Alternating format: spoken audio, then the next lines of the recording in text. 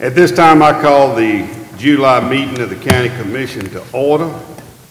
We're glad to have with us tonight the senior pastor of the Newberry Missionary Baptist Church, located in the Double Branches community of Lincoln County, a friend to most all of us, a gentleman that I've known for about 40 years. Reverend White, if you would make your way to the podium.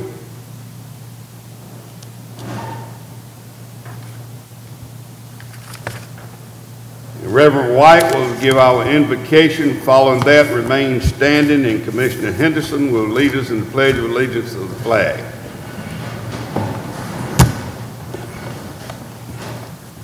Let us all bow our heads.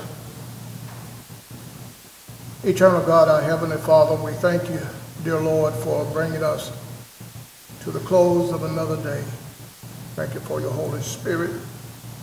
Thank you for your grace and mercy that has kept us safe throughout this day. And dear Lord, as we gather here in this building, we pray that your Holy Spirit will be one numbered among us. Guide our hearts, guide our minds and our thoughts.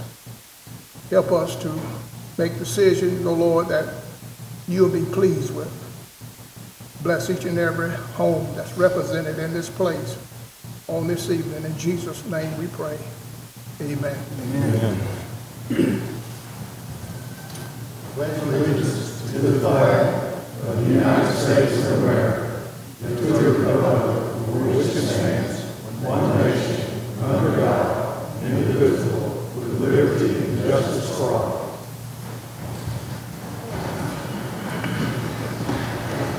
Reverend White, we appreciate you coming, and you know you're welcome to stay, but if you need to leave, you just leave whenever you feel like you want to leave.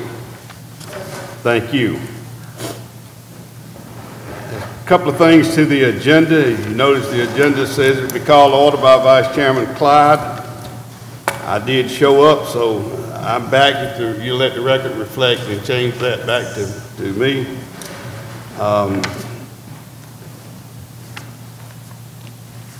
After the public hearings,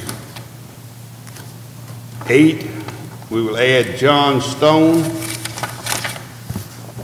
and then 9, 10, 11, 12 will change as follows.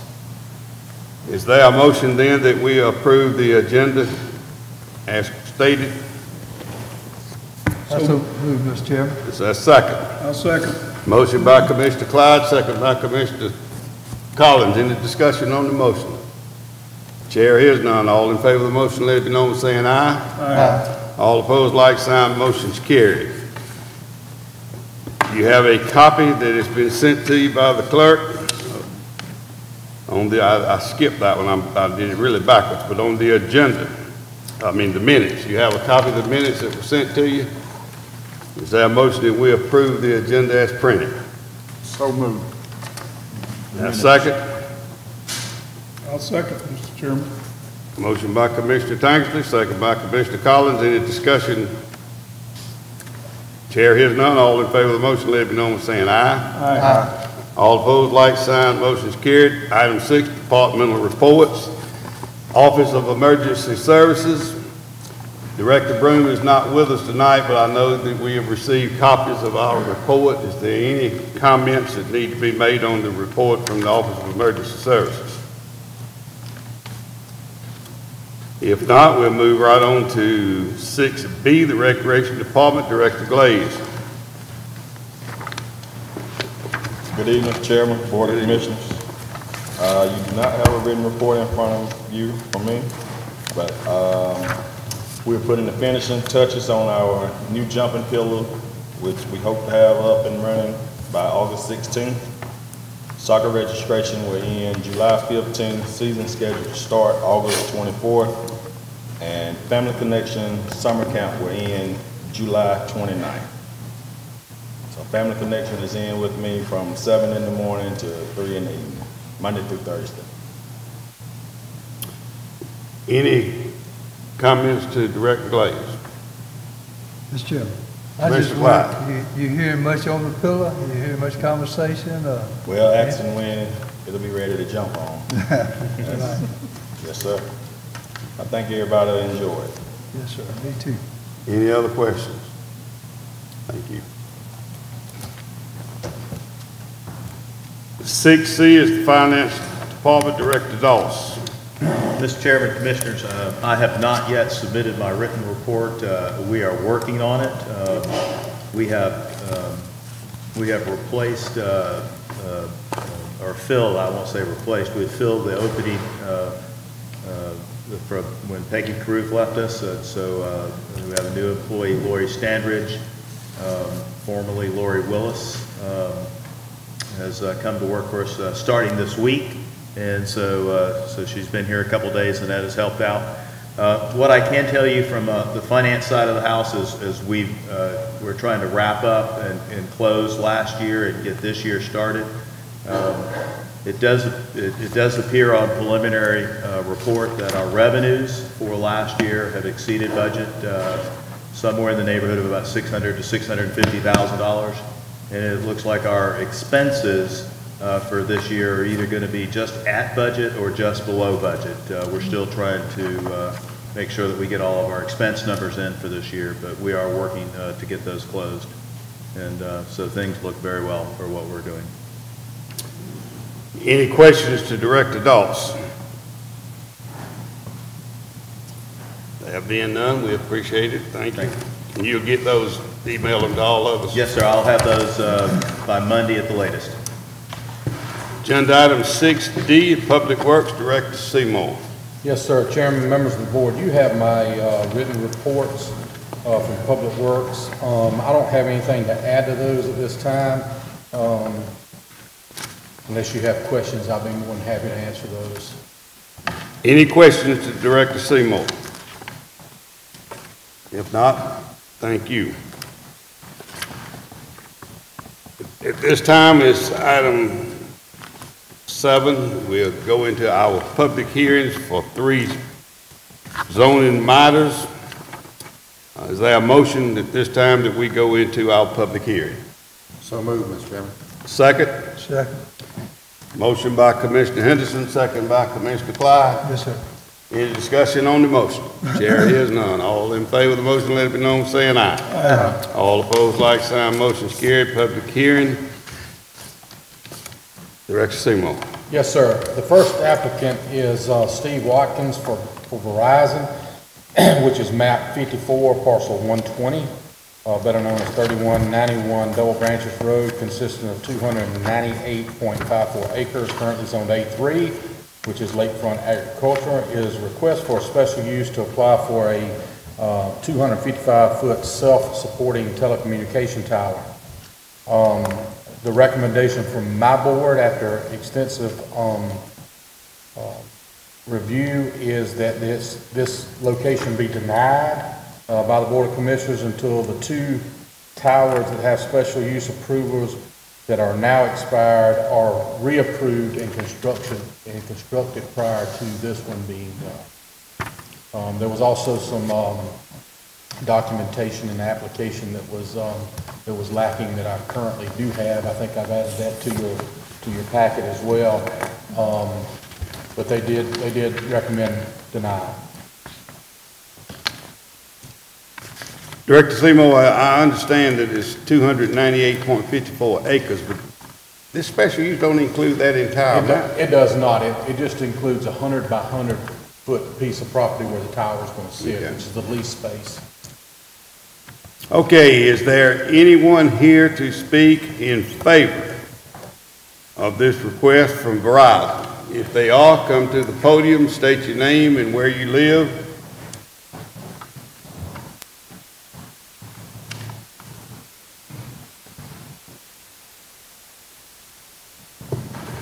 Good evening, Mr. Chairman, members of the board. My name is Steve Watkins. I am Verizon's representative. I work for ComSite, which is a subcontractor for Verizon that does site acquisition, leasing, zoning, and permitting for the firm. My address is 3060 Mercer University Drive in Atlanta, Georgia, 30341.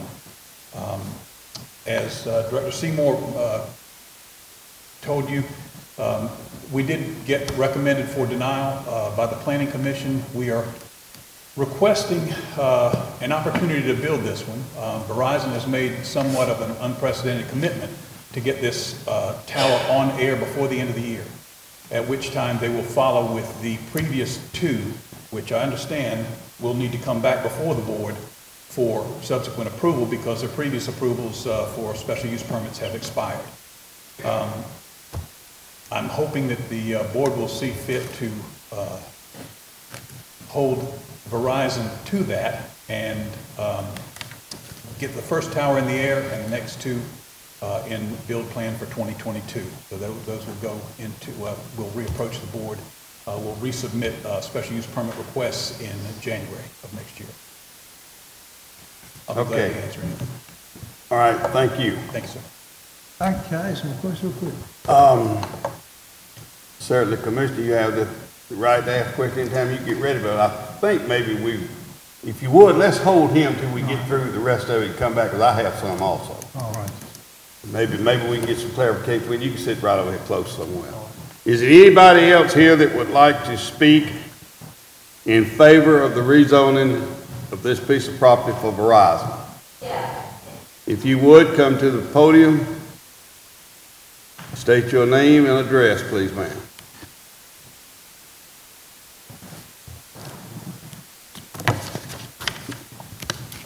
Hi, Brenda Woodard, 1132 High Oak Circle in Tignall, Georgia. I'd like to know if this Verizon tower would help us get reception on our phone and our internet. Not where you live at. It won't help me where I live? No, ma'am. Okay then, I guess that's the end of that. Thanks, gentlemen. I understand your frustration in the north end, though. We have a problem everywhere, if you want to know the truth, with cell phone.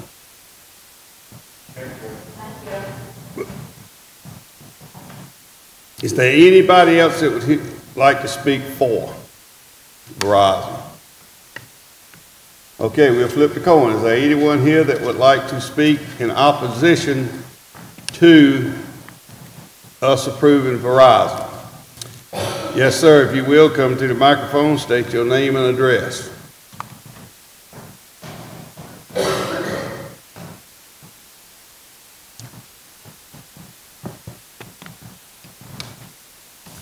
I'm Al Gray, 2573 Salem Church Road in Lincoln County.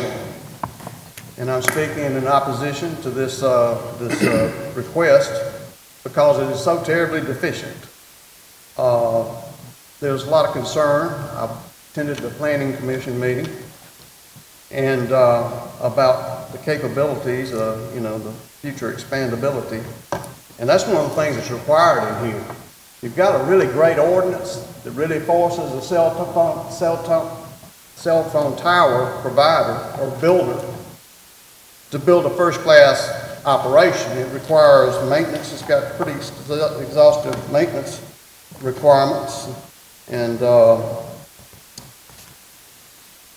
kind of engineering certifications. There are a lot of these things. When I went through that package, I didn't see the certification. I'd see, the drawing and it have an engineer's signature on it. But as far as the certification, there's a lot of those missing.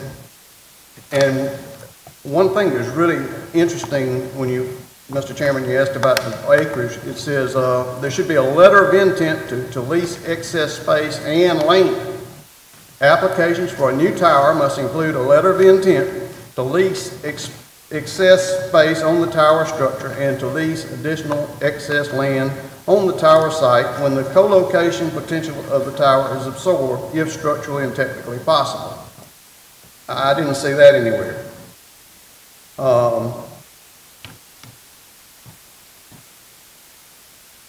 The applicant shall quantify the additional tower capacity anticipated. There's just a lot of, the drawing I saw, it showed an antenna, a horizontal antenna on the vertical pole, and everything else was future, but it didn't have any kind of documentation of what that future capacity would be.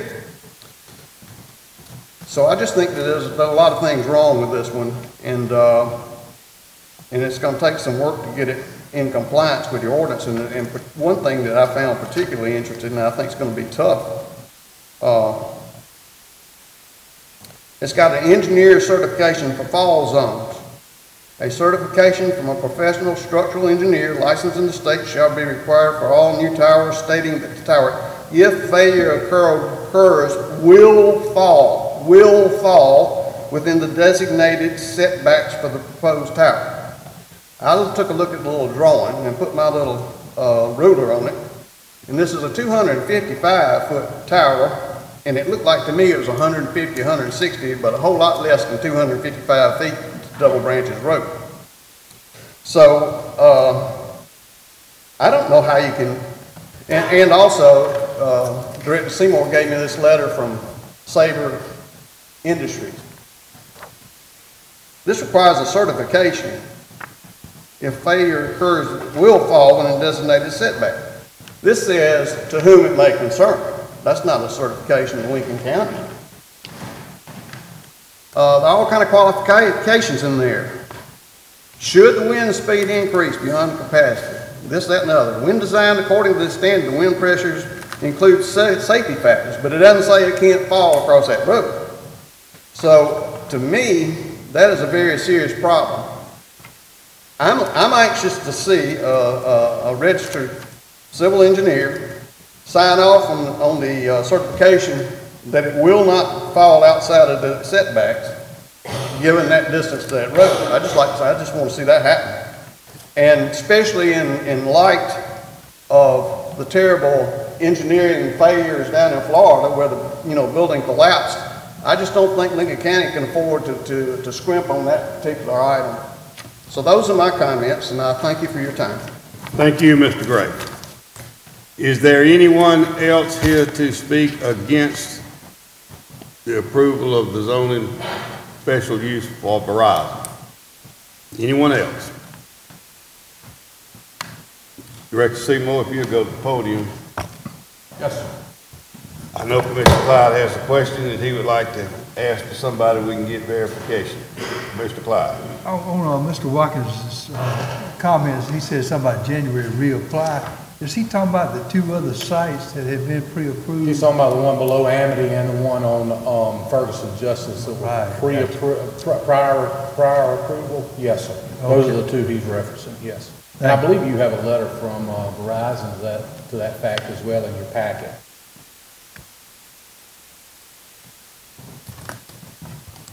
Director Seymour, I want to direct these to you, and hopefully you can give the answers to them. Okay. As Mr. Gray stated, of a couple of things that he did, particularly the civil engineering part of the towers, if the tower fell, it would fall across the amount of property that they were going to get, and that our ordinance says that a civil engineer would sign off on this. Yes, sir. What is your response to that? So this letter from Sabre Industries is signed and stamped by a registered engineer, okay? And if you read it... Is it a civil engineer? Well, it's a professional engineer, Amy Herbert, which is a senior design engineer. So I'm satisfied she's a structural engineer. I mean, I don't know that to be a fact. Maybe Mr. Watkins can give us that clarification, but this is specific to the 255-foot self-supporting tower on Double Branches Road. The distance between Double Branches Road and this tower, I believe, is 1,900 foot off of Double Branches Road, if I'm not correct, when I looked at the plans. 1,900 foot. It is also 97 foot off of the side property line, okay? So what our ordinance says is that it has to fall within the setbacks of the property. Well, the setbacks of the property on the side would be 10 foot. So this letter states that this would effectively result in a fall radius equal to 30% of the tower height at ground level. Well, 30% of 255 is 76.5 feet. If it fell, it would fall within that 76.5 foot, which still gives you 21 feet from the property line, which is within the setback. If it fell in its entirety toward Double Branches, it wouldn't even get to the property line because it's 1,900 foot. It's only 250 foot tower, so it meets those requirements. And me and Mr. Gray have had that conversation about this letter, and he doesn't believe that the language is what the ordinance calls for, and I believe that it does. Any other questions from members of the board? Do we have a letter of intent from Verizon saying that they're gonna get on that tower if it's approved? A letter of intent from Verizon itself. That's what Mr. Gray brought up, that in the order. There is a letter of intent to lease space, and it's in the packet, I think, that was sent to you today. It was addressed in the packet that was sent out to you today. As I said earlier, there was some information that was lacking, that they have actually submitted new information to me this morning covering those areas, and that was in the information that was sent out to you this morning as an addendum to the agenda. And it describes how much space is on that antenna, how many carriers can be on that antenna. It describes all of that. Robbie, it is in their book immediately behind the summary. It's the second page, Okay. and it's about 4 pages long. Okay, any other comments? I have a question. Go ahead, Brian. Commissioner Henderson? I was wanting to know if there's a particular reason why they applied for permits for the other 2 towers first, and then they're doing this one last, but they're gonna build it first. I can't answer that question. Mr. Watkins may be able to answer that question. I can tell you that both of them have expired, and I know that one of the 2 sites has been applied for twice now. Going back as far as one of them was about 6 years old, I think. But both of them had expired, so they're not in existence today. They couldn't go build one today. They would have to come back before planning and zoning and get reapproved for the special use, and it would come back to you just like it's a new tower site. So as it stands currently today, they don't have any special uses outstanding right now. But I can't answer why. That would be a question. Maybe Mr. Watkins can, if he would come to the podium and try to answer Commissioner Henderson's question. I think it's a very good question. Yes, sir, I'll do my best. I believe the Amity site is, what we call the Amity site, was approved in May of 2020. The local Ferguson site was the subsequent one. That was approved in October of last year. Verizon, as you know, everything was up in upheaval last year, and I think they went into both of those applications with the full intent of building those towers and expanding the network across the eastern side of Lincoln County. There were supply chain issues, there were construction team issues, there was separation. Everything kind of fell apart last year, as it did pretty much globally. Both of those applications having been expired, I believe they wanted to get this one in the air and then come back before you with 2 additional requests for reapproval on the previous 2. Their commitment was to get it on air in the next 5 months, which is fairly ambitious, but can be done. And I believe we have everything in place to do so. Let me answer your question, Commissioner. Yes, one other question. I think this will probably go to Director Seymour. How much does one of these permits cost?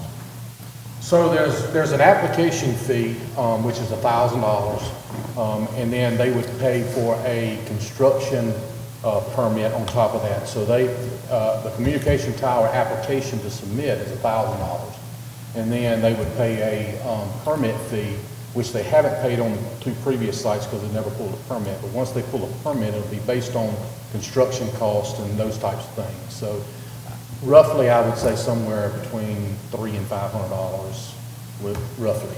Well, what I was getting around to is they've already spent $2,000, and now they got to do that over again. That is correct. Okay. Yes. We're making a little money off of I was them. going to say, that's pretty good business. We're making out all right. Coming out of my Verizon bill every month, too. Okay, any other questions? I got a comment. Mr. You may Clyde. have to help me. I've been on the board a long time, and this is the last month's meeting was the first time we ever referred anything back to planning and zoning. And I'm wondering, which we're not commonly doing, but with a case like this where we have got some questions, would it be appropriate to send it back to planning and zoning and let them verify the questions Mr. Gray brought up and the new information we just received and come back to us so we get this thing, make sure it's meeting all the requirements for our ordinance. I'm all for it. Any other questions? Mr. Chairman, if I might. Commissioner Collins. I have a question, I think, and a comment to Mr. Watkins. The Ferguson spot was approved over 6 years ago. Initially. Yes, sir. Because they voted to approve it, even though people were sitting right here opposing it. We approved it before I came back in to serve on this board. So it's been right at 6 years. Now, why all of a sudden are we wanting to build one on, you're telling us that you're going to put one, you want to put one on in the Double Branches area, and you're going to have it up in the next 6 months, and we got 6 years, they hadn't done a thing. Now, that may be selfish on my part, because the people in my district like to have good reception like everybody else.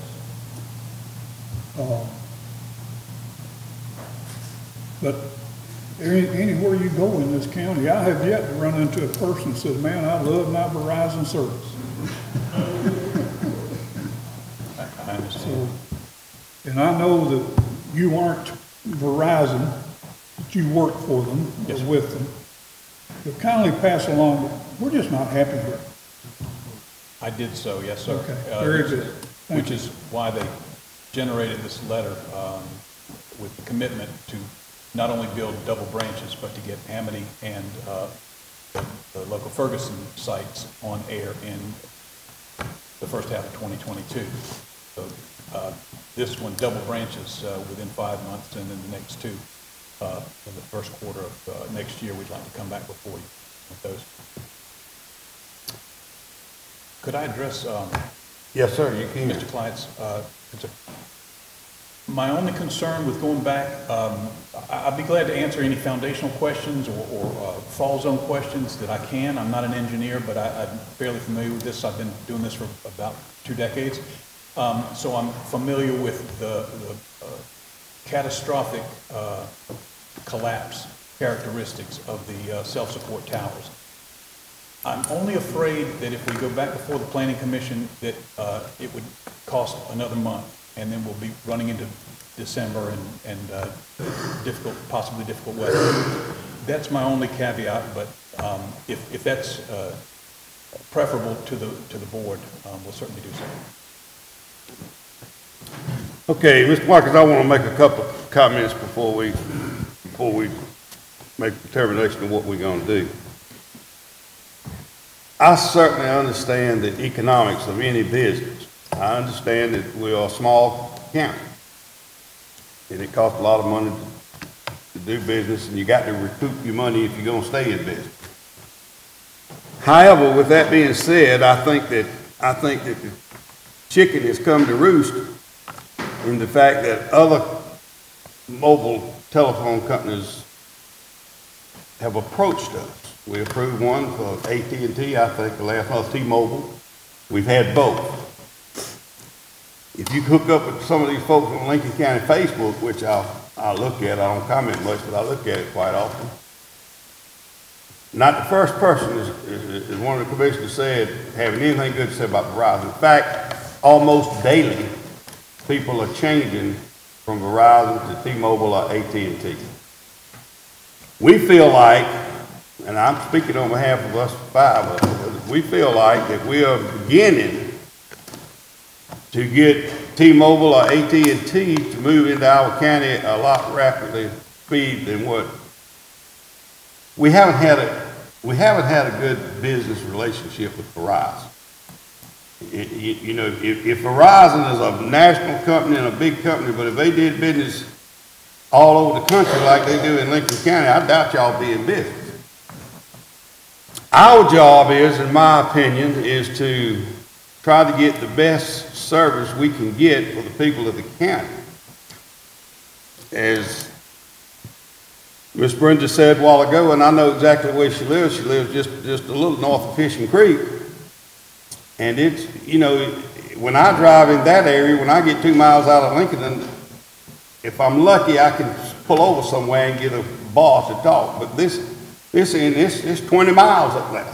That entire area of the county is very inadequately served, and I don't know what we can do. You know, a lot of people now don't have a house telephone. They depend on a cell phone.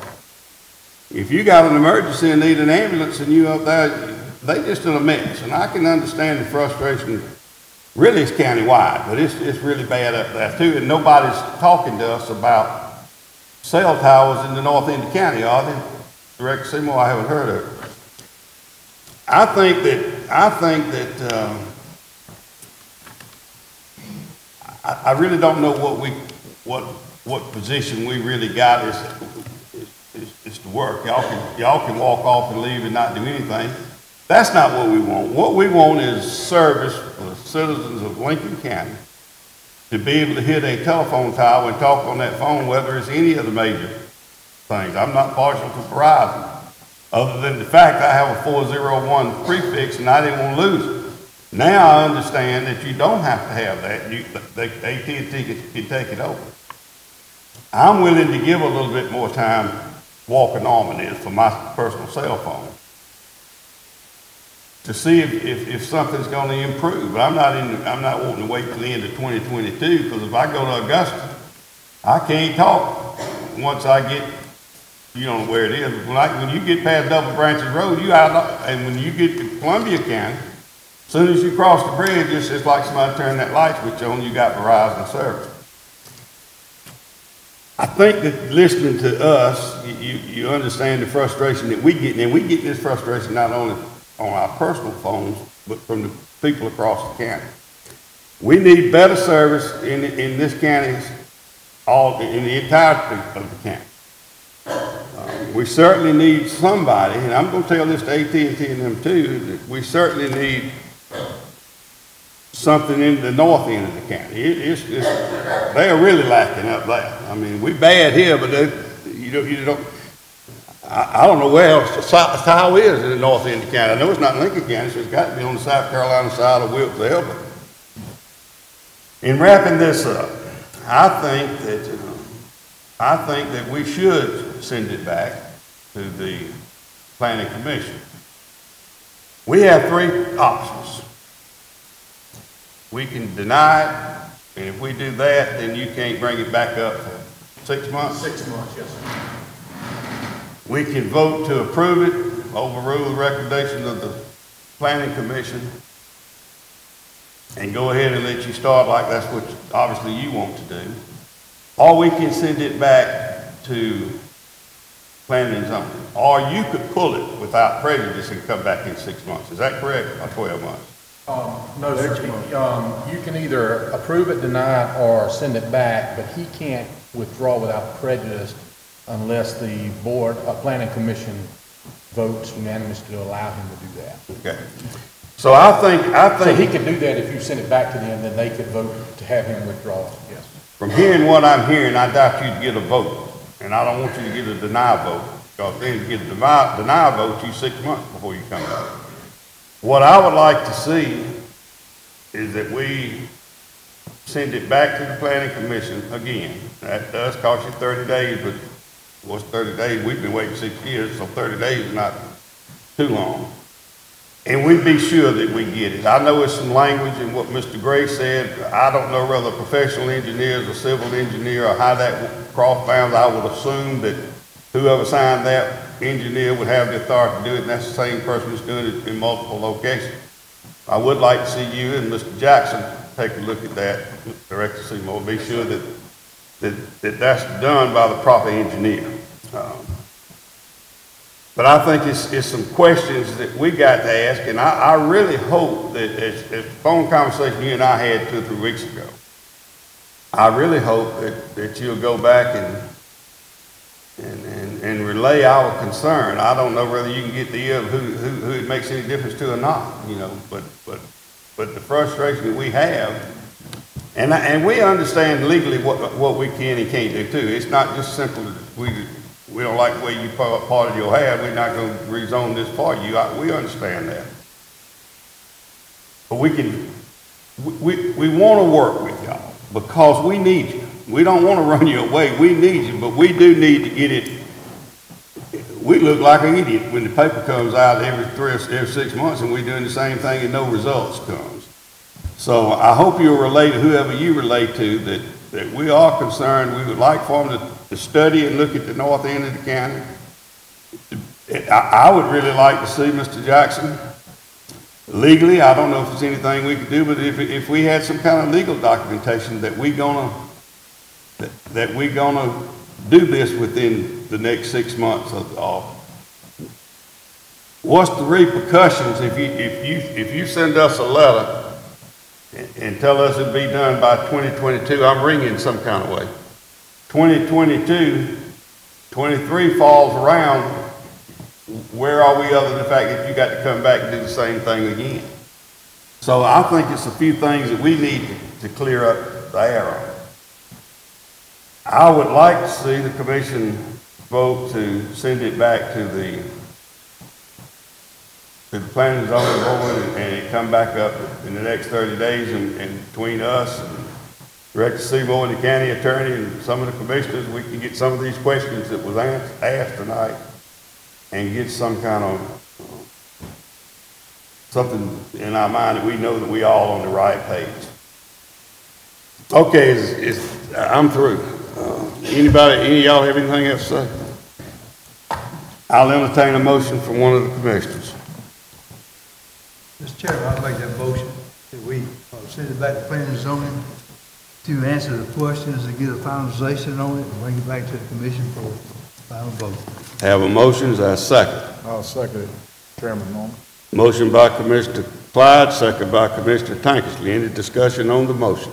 Mr. Chairman, if I may, in looking at the county rules, the requirement is the motion has to actually say that the commission is laying it on the table, and under laying it on the table, it must come back next month. Okay. So the motion, Madam Clerk, needs to say that we are laying this item on the table, Yes, and sir. it will come back next month instead of, okay. You have that. Yes, sir. All in favor of the motion, let it be known saying aye. Aye. All opposed, like sign. Motion's carried. So just stay in touch with Director Seymour, and he'll stay in touch with us. Thank you, Mr. Watkins. The next item, B, is application of rezoning request from Mr. Wade H. Buckham. We're all familiar with this. It came back to us from last month. Director Seymour. Yes, sir. Tuesday, the Planning Commission heard a second request from Mr. Burkham after y'all sent it back to them last month. It's a .87 acre tract known as 1028 Lakeview Drive, map 06A, parcel 002. The purpose of this is to rezone the property to a C1, which is neighborhood commercial, for the purpose of operating a campground. In light of no new evidence being presented to my planning commission, they have returned a recommendation that y'all approve this campground, this rezoning, and it was a unanimous decision. Okay. All right, is there anyone here that would like to speak in favor of this rezoning? All right, we got a bunch of you. Come on, if you would, state your name and your address, please, ma'am.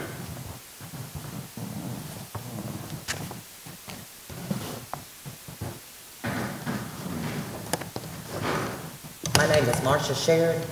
I live at 109 Runs Crossing Drive in Springfield, Georgia, Effingham County.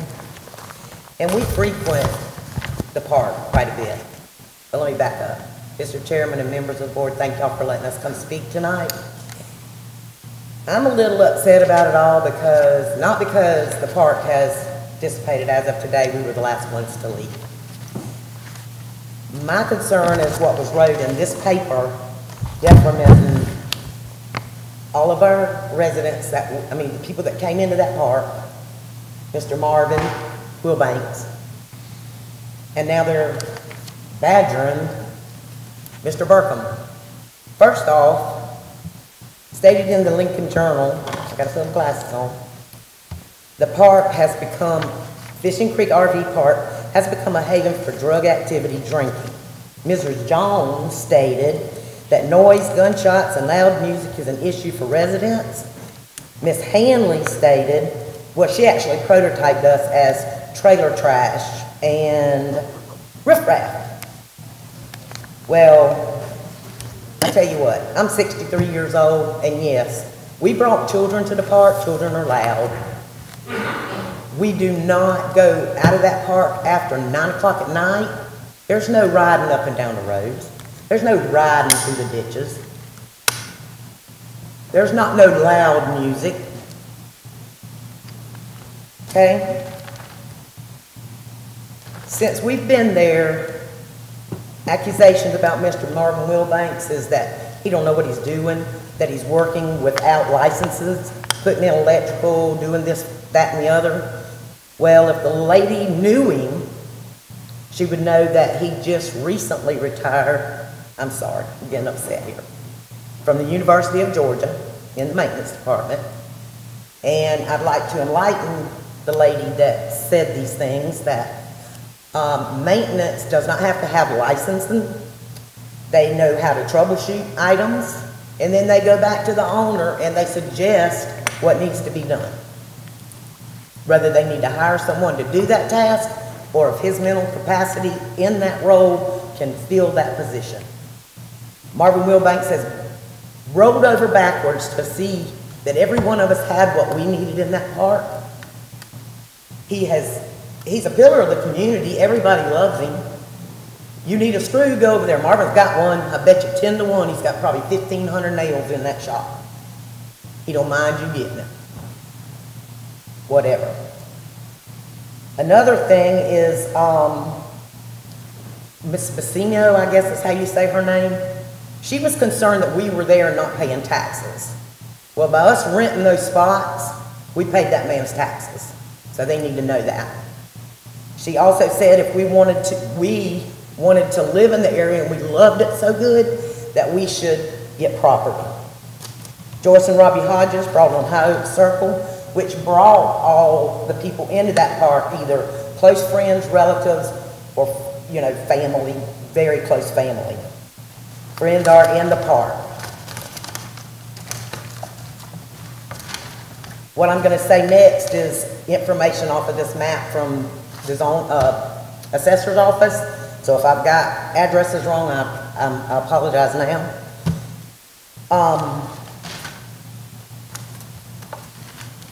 Excuse me, I've turned too many pages. James and Gina Holbrook came into that park.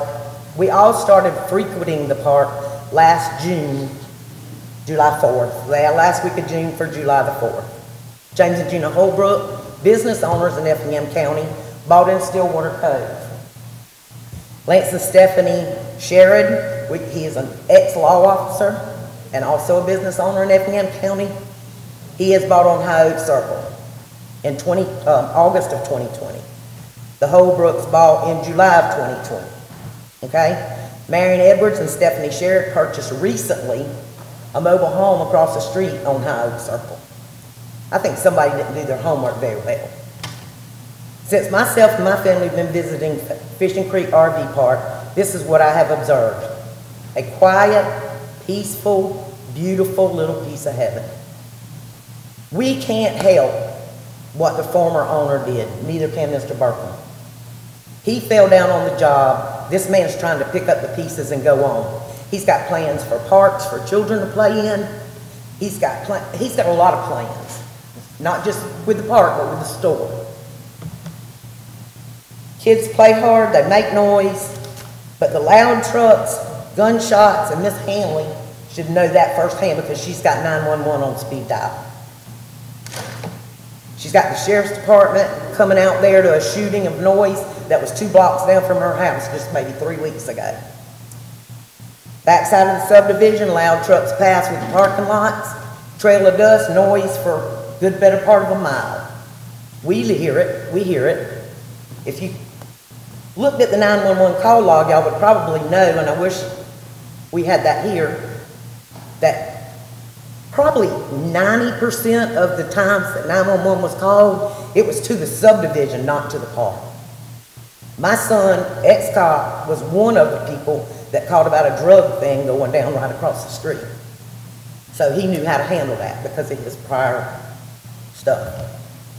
Back on 3rd Street, there's a plywood shack, and I wanted to have pictures for y'all. I'm sorry I didn't. They have squatters that stay there. They have a toilet outside with a hole dug under it, and that's what they use, okay? The Pill Lady, as the neighborhood has nicknamed her, she frequents a abandoned mobile home in the backside of the property and puts something in a mailbox, and it's not very long. Here comes this really loud truck to check the mail, but it's going on in the park, not in the neighborhood. Loud trucks go someplace and checks that mailbox every time. And someone around 1006 Fisherman Lane dumps grease in the road, used cooking grease. And we've been informed through talk at the neighborhood, it's for dust purposes. Well, she's also said she could smell the raw sewage coming from the park all the way to her house, down back the street. Maybe what she's smelling is all that cooking grease. I'm not trying to be ugly here, no way, shape, or form. But you know, we the renters of the RV park have met some really great folks in this community, Marvin being one. My husband himself has taken one of the neighbors to the emergency room wee hours of the morning because he couldn't breathe. Does that sound like trailer trash or riffraff? Now, what does this have to do with why we're here tonight? Not nothing. Because that should have been taken care of in a whole nother department of your county. But what is good tonight that I want to say is this isn't Mr. Burkham's problem. He's attempting to take this piece of land, which is now empty, and not because of this proceeding, it's because the rules and regs have changed at the park with a different set of fees and a different way to stay and pay. And a lot of us that are retired couldn't afford to stay on a monthly basis. Sometimes we stay a month, sometimes we want to stay a weekend. I hope that you do good, Marvin, with bait and tackle and with the fishing creek. And Mr. Burkham, he was only trying to do something that his mother had a dream that she wanted because of her home being Fishing Creek. She wanted to see that store open back up. Sad to say, she didn't live long enough to see his efforts. But I'm sure he didn't know that all this bickering and vindictiveness would come out in this. Mr. Chairman, members of the board, I'm not a resident here, but I do frequent your stores. We come to Lincolnton for just about everything from Fishing Creek, unless y'all don't have it and we're forced to go to Walmart and whatever that city is. I pray that y'all will take in consideration to open this park because, yeah, there's a lot of parks around in this area and they are full. A lot of times you can't get a campsite. He's trying to do good for your county and to bring revenue into your county. Please don't cut him off. Thank you. Thank you. I have a good friend down in Effingham County that comes up here quite often. You might know him. I'm sorry. So I got a good friend from Effingham County that just bought property in Lincoln County. Who's that? Bill Hitchens. Yes, sir. He's your state representative. He's a former colonel of the Georgia State Patrol and a close friend of mine, and he just bought a house down in your district down in Indian Cove. Okay, I understand we have several that's wanting to speak. Who else is in favor? Come on. Yeah, I'm gonna get y'all. Just keep raising your hand. State your name and address, please.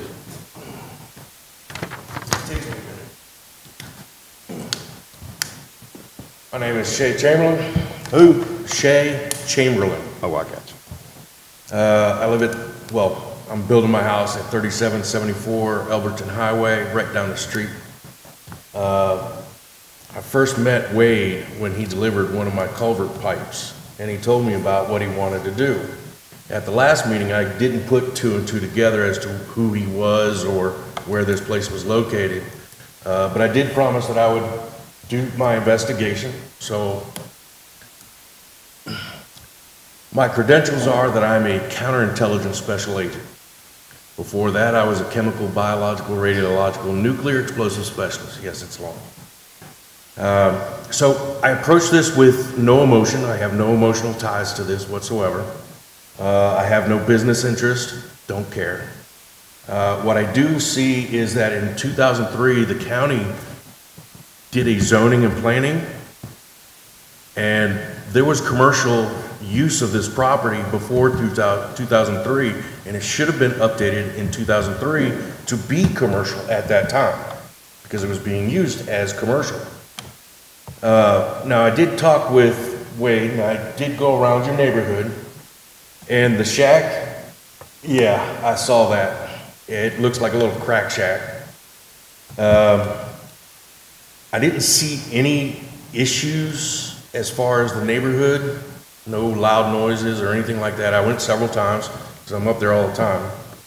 I talked to Wade, and Wade had said that he'd actually kicked out 2 young men who were causing issues, but he didn't own the property until just recently, right?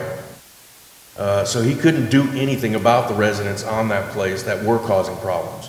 Now he did. He immediately got rid of them. But he told me about his dream, and he wanted to fulfill his mother's wish. And that wish was to buy that store, buy that RV park, and make a community. That's it. That's all he wants to do, fulfill his mom's wish. I'm sorry, but I couldn't find anything else. So if we go back to 2003, this should have been a commercial property in the first place. As the commissioners, the commission did not vote to make it designated a commercial property. That was a failure on their part. You need to correct that failure now so that we can actually have it zoned properly. Because he still, I mean, it's his property. He wants to make it commercial. We have to abide by property rights. That's it. Thank you. Yes, sir. Yes, sir.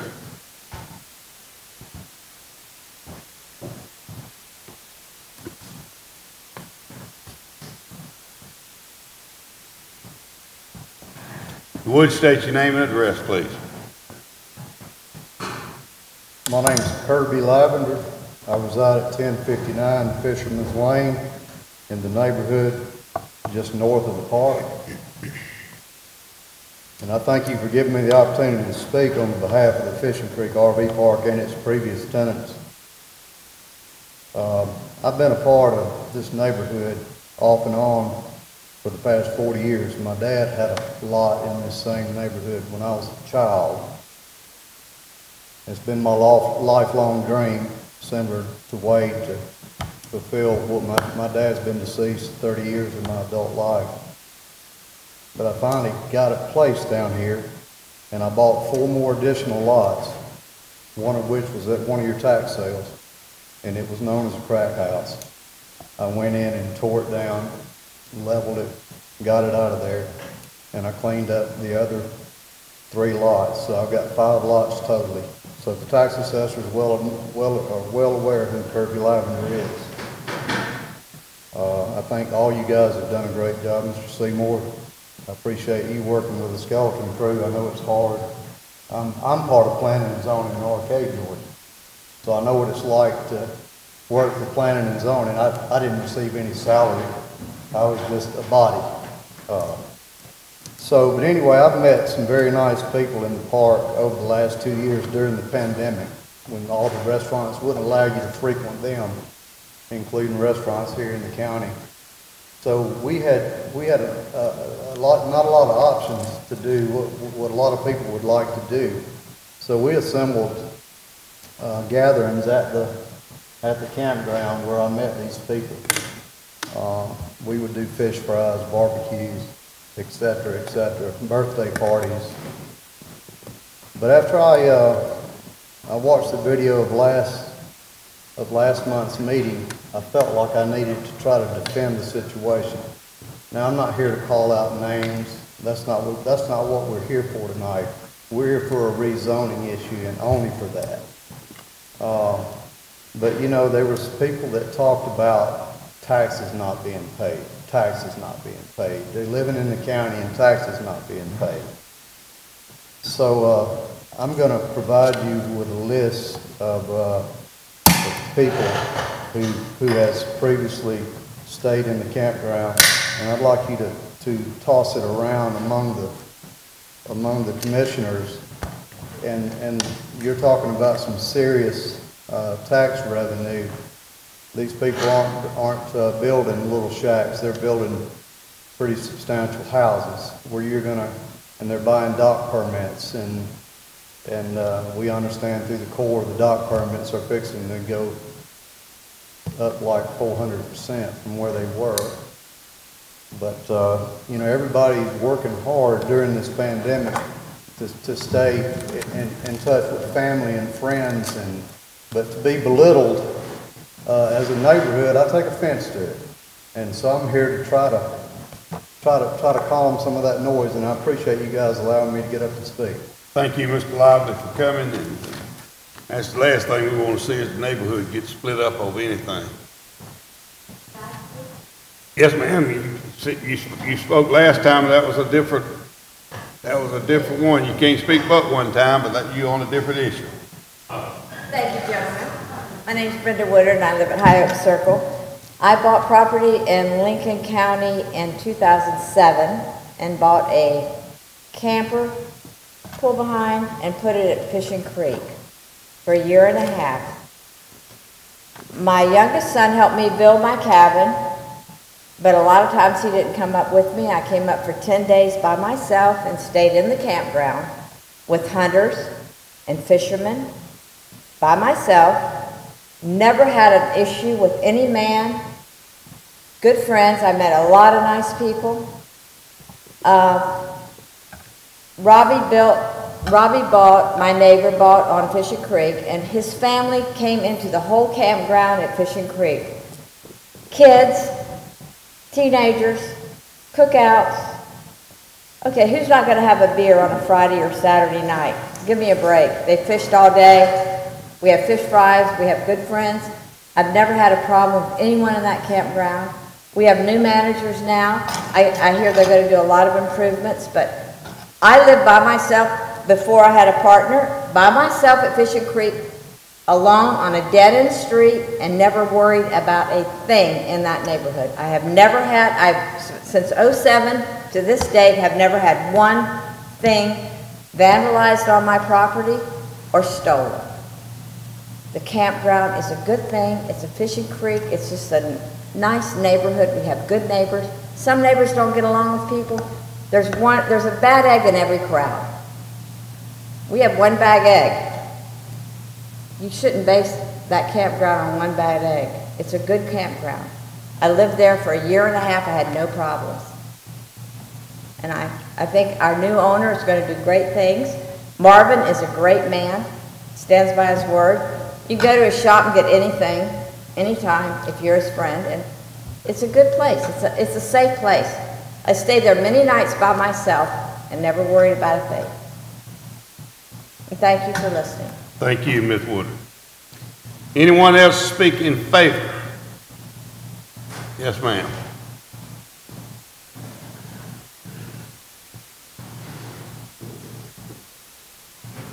Again, if you would, state your name and address, please. Good evening, Chairman and members of the board. My name is Sherry Landry. I reside in Lincolnton at 1155 Buck Drive. I was hired by Mr. Burkham, who is also my brother, to be the general manager of the RV park in April. I just would like to say that our goal for the park is to provide a safe, family-oriented, and enjoyable place for people to visit. We hope that our visitors will enjoy all that we have to offer, including new amenities and improvements that are being made to the park. We are very excited about the future of the park and serving our community by offering a place to come that is enjoyed by everyone for years to come. Like people have said, the park is currently closed in order for the renovations and the improvements to be made. There are no long-term RV campers in the park. In fact, we only have one new rental that started June 27th. So we just cleared it out so that we can make sure that there is no riffraff and that we can make a lot of improvements for the eye, so that when the other people in the community come by, they can say, it really looks good, it looks like a safe, happy place to be. Thank you for your time. Thank you, Ms. Landry. Anyone else here that wants to speak in favor? Anyone else in favor? If you would, come to the podium, state your name and address, please.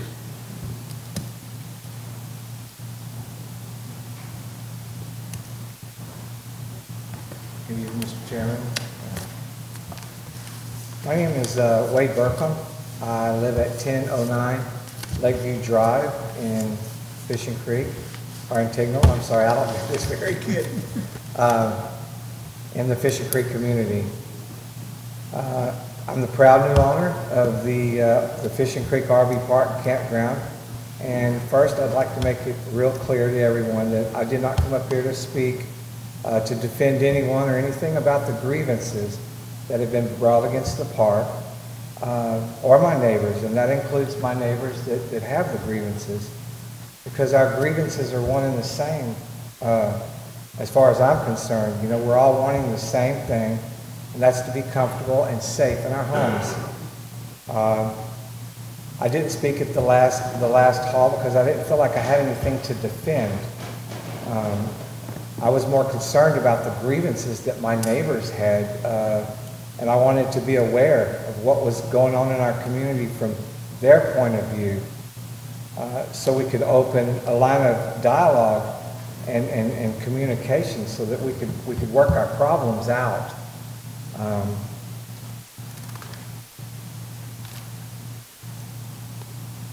Let me share the truth of the matter. The rumors and and I think I need to say this because I think some folks really believe this, and it hurts people.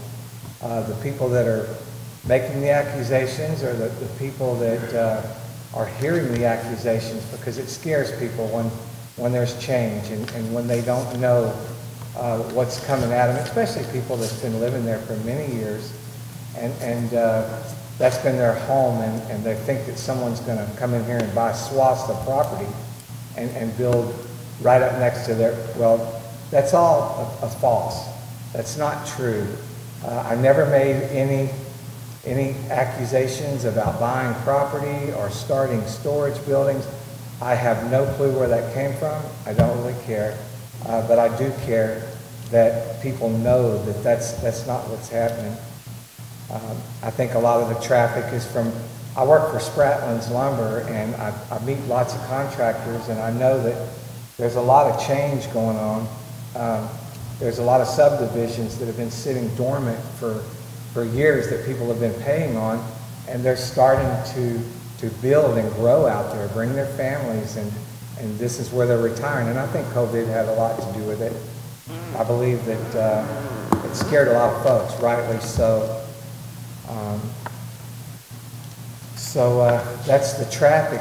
When you got folks that are buying up in that area, they're going to cruise, and I've seen it. I've watched them, and they're going to cruise 1st, 2nd, and 3rd Street and Lakeview Drive. They want to know where they're buying and what they're buying into. So we're going to have the traffic. The roads are going to be pedestaled and rippled and washed out because of more traffic. But that's not the park's kids that are out there. Kids are going to be kids. They're going to ride the 4-wheelers. They're going to do the ATVs. Now, we've changed our rules. There is none of that allowed any longer in the park.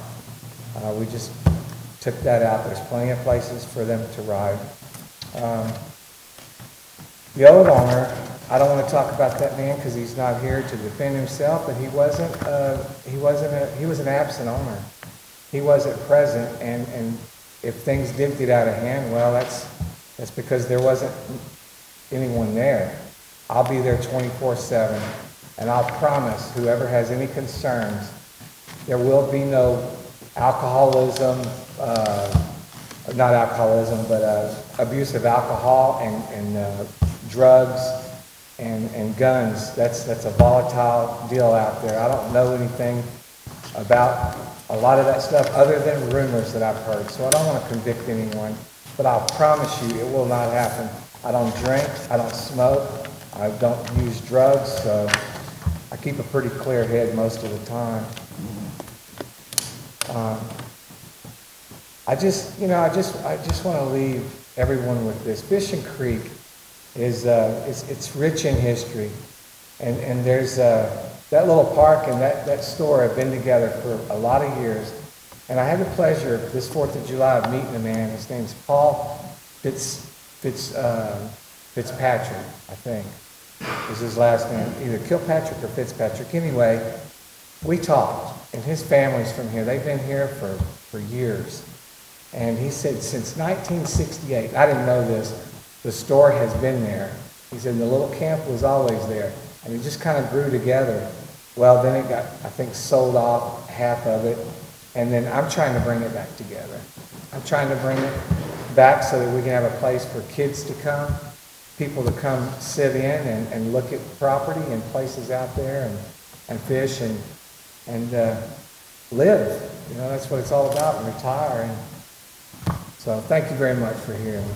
Thank you, Mr. Becker. Anyone else in favor? Yes, sir.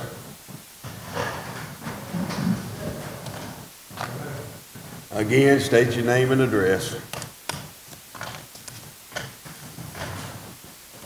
Marvin Wilbanks, 1029 Lakeview Lane, Fishing Creek. I'm kind of the look after the maintenance over there, have been for a long time. Retired from the University of Georgia with a lot of years in Piedmont College. Some of these folks don't like me here, and that's one reason why we're here tonight, because they don't like me. But anyway, I'd be glad for any of y'all to go around that community and ask neighbors about me. I believe you'd get a pretty good report, because like somebody already said, they come to my house when they need something to work with, something broke, plumbing, electrical, or whatever. They get it. All we're trying to do with that place is make it better for the county. There's been 6, 7 different people that bought land, including me, because I started out at the RV park, even though I've been fishing there for 40 years at Fishing Creek.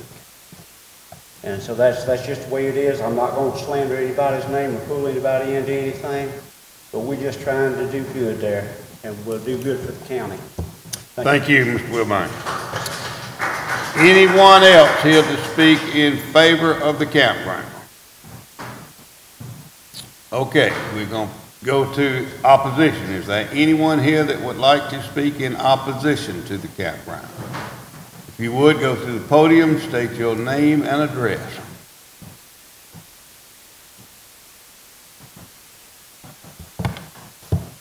Thank you for the opportunity to let me speak. My name is Joanne Hanley. I'm married to Nelson Hanley. Again, this is not about the store, it's about the campground. My husband is a retired master plumber. I'm retired from the bank.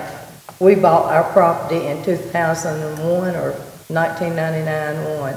When we first moved down here, we had theft. We had to put the fence up to keep people out of the yard. They always say fence makes good neighbors. I know the campground's cleaned up a lot, and a lot have moved out. But again, we have a petition that has about 27 or 28 people that don't want the campground going commercial. Fine with residential, but not commercial. The majority should stand 29 to what you've heard. These are the 29 people that pays taxes and are citizens of Lincoln County. You all know the theft, the drugs, the riffraff that has gone on in Fishing Creek. And I'm not going into it because you had my previous report. And as of the lady saying I call 911, yes, I call 911 because a car came around the curb and came swooping in the gully and nearly hit the fence. And he was drunk, and it was the neighbor. There's no room for the amount of campers that he's wanting to put up there in the campground. There's only room for like 8 or 10 campers. Because you get 8 or 10 campers, and then you've got cars to pull those campers with. Then you've got a truck coming in, pulling a boat. And then you've got a car or a truck coming in, pulling a jet ski. There's no room on that amount of land. If y'all pass this to the 8 to 10 campers, then I think we need to see the rules and the regulations that he's going to go by, where the neighborhood can look at them and see it, and let the people in the subdivision know what's going on. And I'm going to rebut on the Marvin, and I think his last name's Wilbanks, and Kirby. They do hang out at the campground, and they do drink. Kirby's one of the main drinkers. Y'all don't have to live in that subdivision. Y'all don't know what's going on. These people don't know what's going on. They didn't know what was going on before they even moved in there. And the lady named Brenda, of course, she built her house and moved out, and that's when the campground went to poop. And they have been law called in up there. Jeremy, I can't think of his last name, the law came in and got him and got Kirby's niece. They let her go, but they took him to jail, and he spent a year in prison.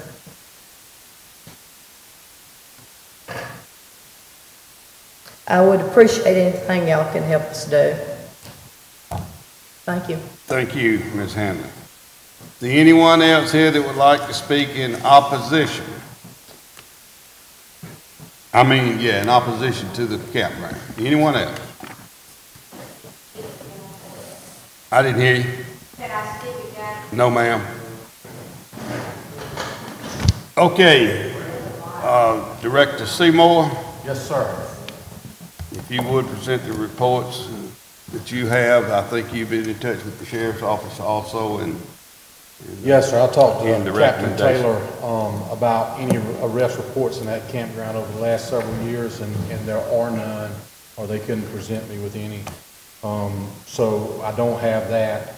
The recommendation from my planning commission was approval, and it was the same as it was last month, with the stipulation being that no more than 13 sites be in that campground. Is that the current number? Yes, sir. That's what they've been operating on, 13? That is correct. Okay. No more than that? No more than 13. Okay, keep going.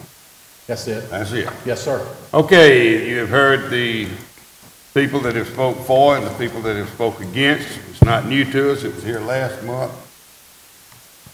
Now it's time to make a decision on what we're going to do with this zoning request. And you have nothing else to say? No, sir. Everything's compliant? Yes, sir. Okay, I'm going to ask for the motion then that it can be voted up or down, but we have a recommendation from the Planning and Zoning Board for the approval with those stipulations. You got all the stipulations, didn't you? 3 of them? Just the one stipulation that there's no more than 13 campsites. That's the stipulation it's in? Yeah, that's the only stipulation, yes, sir. No expansion, no other lands in that? No, sir. Okay. Not unless they come back before our board and your board. Okay, we have a recommendation to approve the rezoning from R2 to C1 for the RV Park at Fishing Creek, map 06A, parcel 002, 1028 Lakeview Drive. Is there a motion? Mr. Chairman, I'll make that motion. Second? I second, Mr. Chairman. Have a motion by Commissioner Henderson, second by Commissioner Clyde. Any discussion on the motion? I have something, Mr. Chairman. Commissioner Henderson. I just want to note the work session last week, you said that if there gets to be a problem, this can be taken back. That is correct. There is an administrative mechanism that if there is an issue and becomes an issue, then it can come back before this board for withdrawal. Yeah, you can pull it back, yes. Okay, we have a motion and a second. Any other discussion? Let me make a comment before I call it to a vote. I hope that when you leave this room tonight, that both sides, for and against, will walk out that door somewhere and shake each other's hand, and let's hope for the best for everybody. The last thing we want to see is a neighborhood get crossed up. That's just not good either. I wish you, Mr. Burkham, the best of luck. I really personally believe that you are trying to clean it up and make a difference. I know we're not talking about the store tonight, we're talking about the campground, but they complement each other. They've both been there for many years. The store has been closed for a long time. I think everybody in here is looking forward to you getting that store open. I hope that is very, very soon, that you can get the store open. I just hope and pray that everything works out and it will. I feel like you're going to improve, and I think that you're going to make a difference, and that's what we're hoping that will be done. So y'all please get together. You live too close, and you've been friends for too long for issues to get us separated. We got too many big issues to worry about than that, and that's the federal government. Anyway, that's my thing. All in favor of the motion, let it be known saying aye. Aye. All opposed, like sign. The motion has been carried unanimous. Thank you all for coming.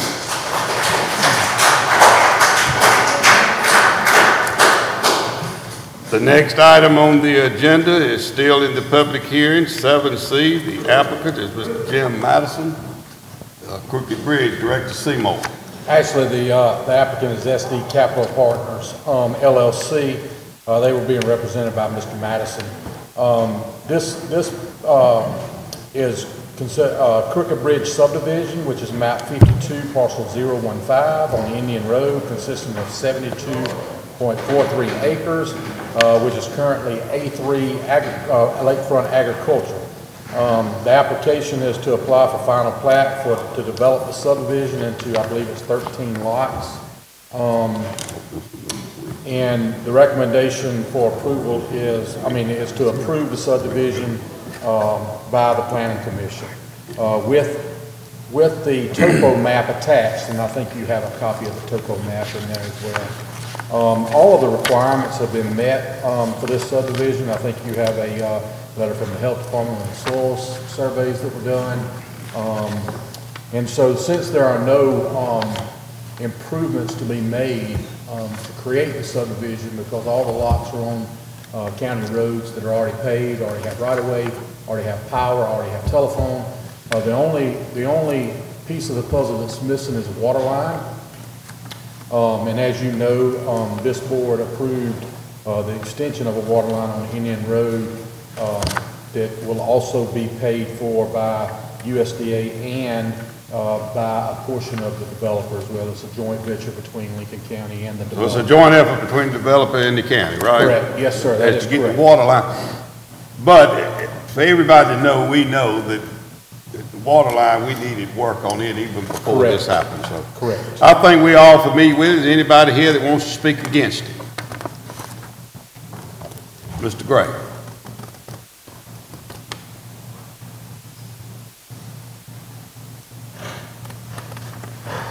If you would, state your name and address. I don't know who you are.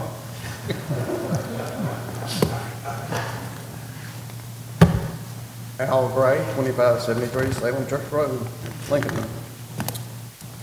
I attended the planning commission meeting about this. And I just have to say, this is a win-win for me.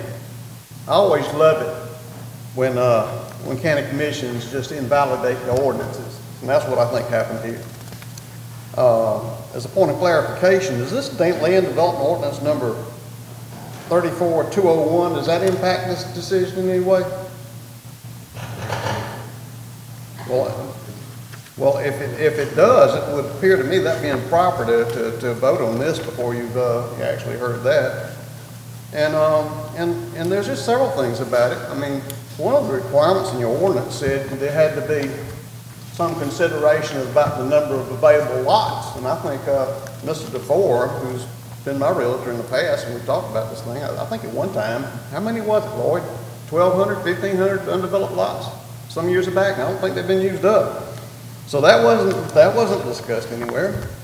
And the thing that I really like is that some of the things about the interior setback lines that seem to be required on those lots, they're not there. So I just like to know, like surveyors that come into this county to know they've got that kind of latitude, that the topo map that was required, that's not required anymore.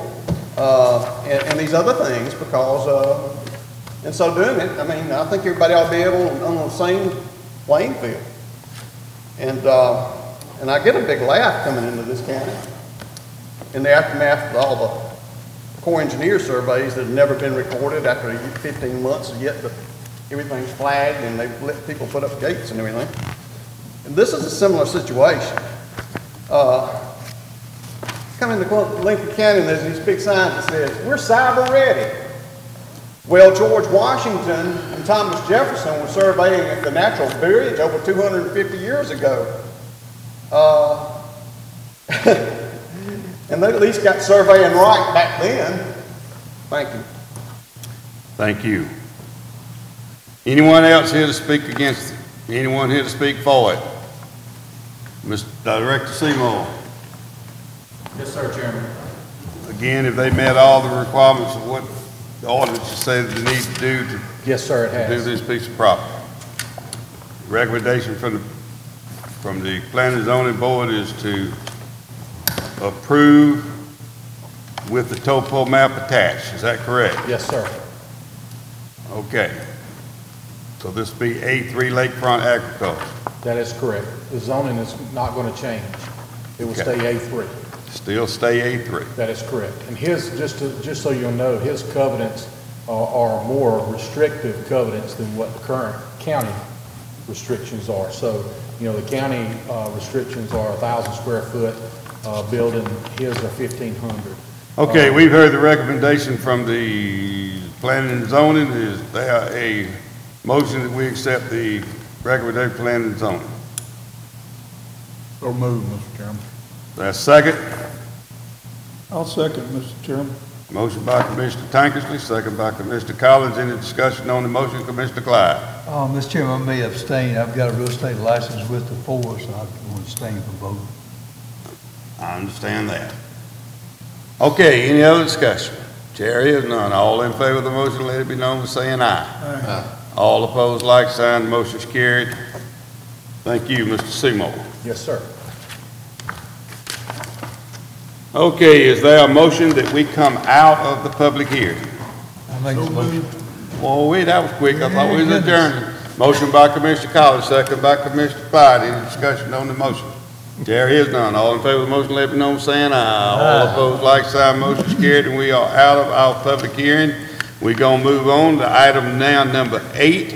Mr. John Stone wants to make a comment. Well, you look like you retired the way you dress. From now on, this is... Mr. Chairman, I'm going to keep this short or the restaurant's going to close. I wanted to point out we've had some talks over the last couple of months about the Lincoln Journal possibly closing or changing hands, and as of yesterday, the Newsoms with Wilkes Publishing and I reached an agreement for me to purchase the paper, so it was purchased yesterday and will be run from now on here in Lincoln County. And I want to point out how important the reason I did this, even though I'm in retirement, I think it's critical that a community like ours has a community newspaper.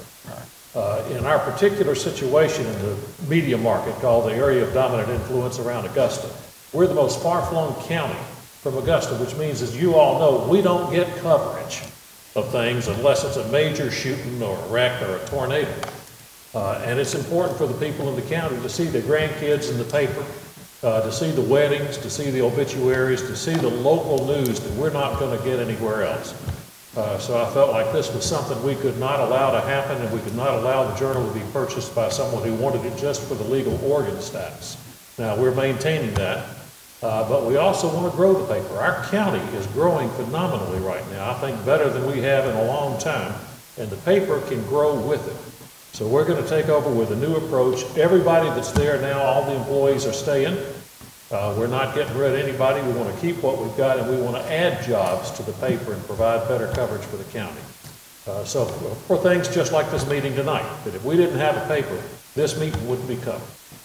Neither would the city council or the school board or any of the other important events we have here. So we're making a commitment to the county to be that local paper and increase the staff, increase the jobs, and I think thanks to the good work of folks like Terry covering the meeting tonight, she's basically been a one-person operation now for a while. We're going to get her some help.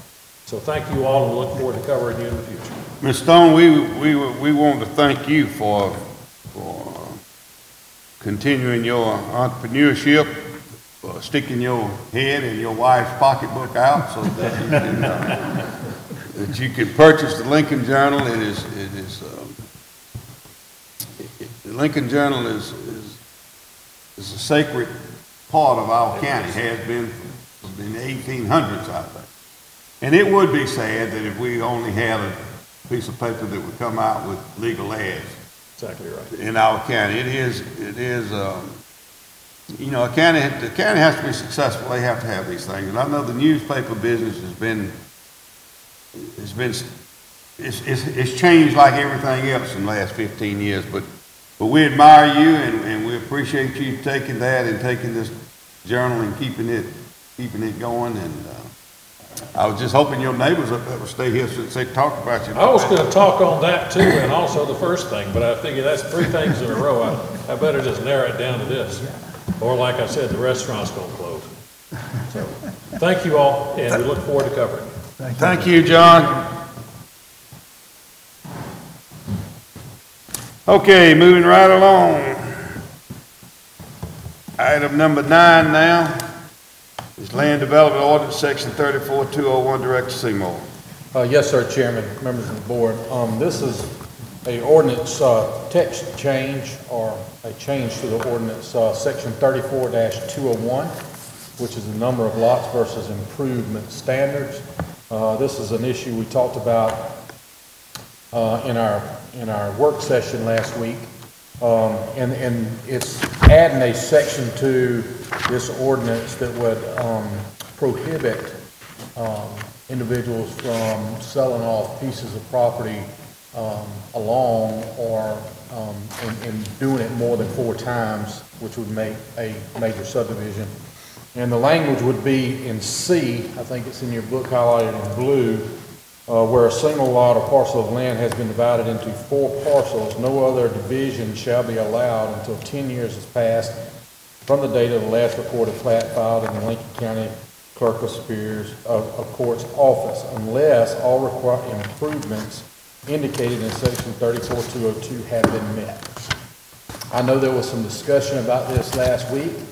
I did reach out to Mr. Sterling, who is my counterpart in Columbia County, about how they do it, and this is kind of modeled after what they do. They do basically the same thing, and the way he explained it to me is once that parcel splits 4 times, and let's say it's on an unimproved county road, if one of those 4 people want to split within that time period, then that person would be responsible for all the required improvements. It wouldn't be up to the developer, it would be up to that person that wanted to split more than 4 times. So I did reach out to Columbia County. It is an ordinance that they currently are enforcing as well.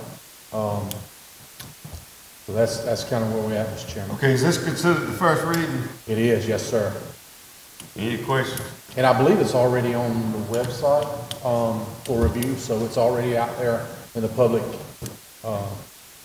notice section of the website, Chairman.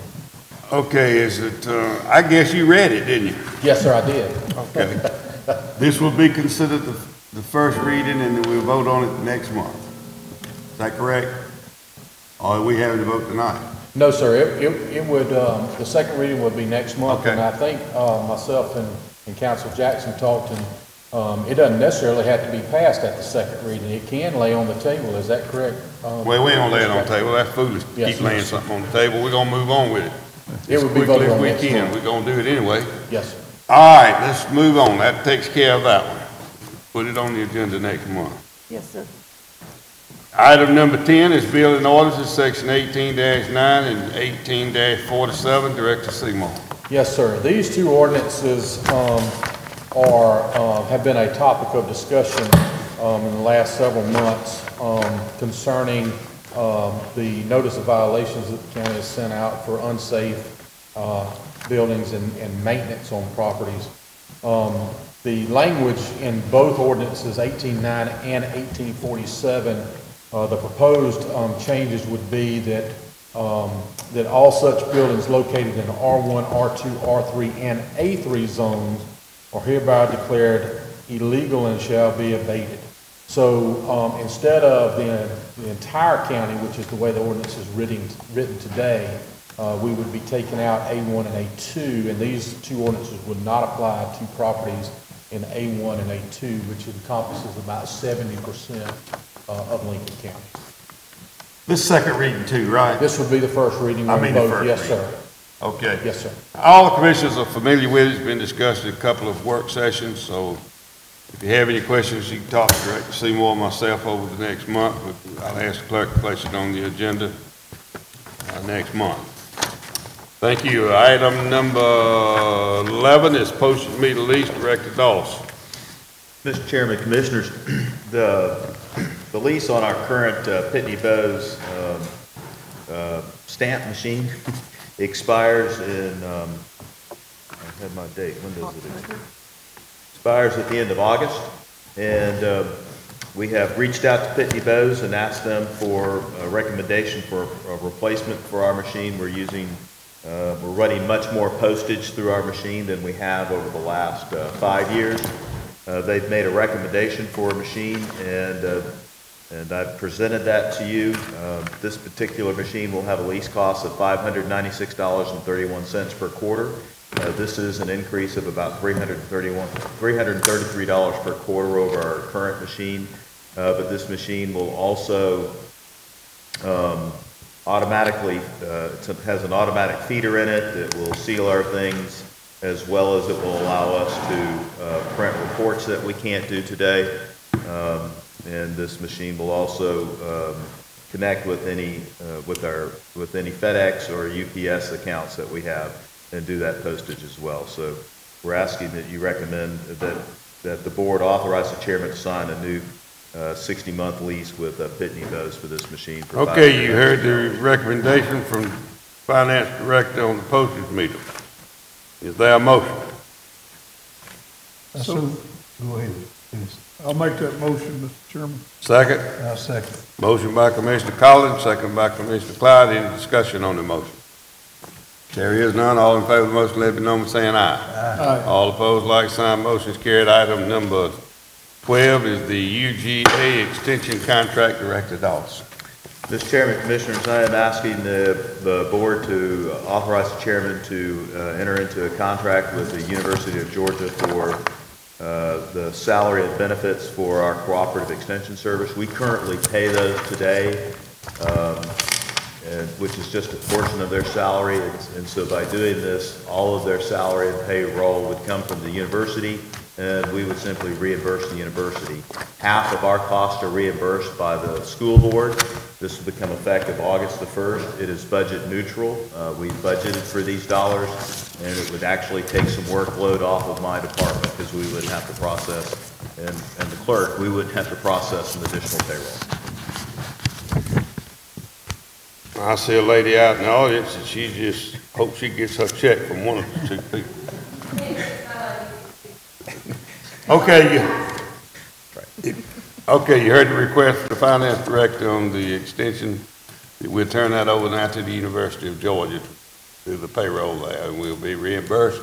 And remember again that the Board of Education does pay 50% of the cost of whatever we do. There a motion? So moved, Mr. Chairman. Second. I'll second. Motion by Commissioner Collins, second by Commissioner Tanksley. Any discussion on the motion? Chair hears none. All in favor of the motion, let it be known by saying aye. Aye. All opposed, like sign. The motion is carried. Is there a motion that we adjourn? I make that motion. Have a motion. Is there a second? Second. Motion by Commissioner Clyde, second by Commissioner Tanksley. Any discussion on the motion? Chair hears none. All in favor of the motion, let it be known by saying aye. Aye. All opposed, like sign. And the motion is carried. We stand adjourned.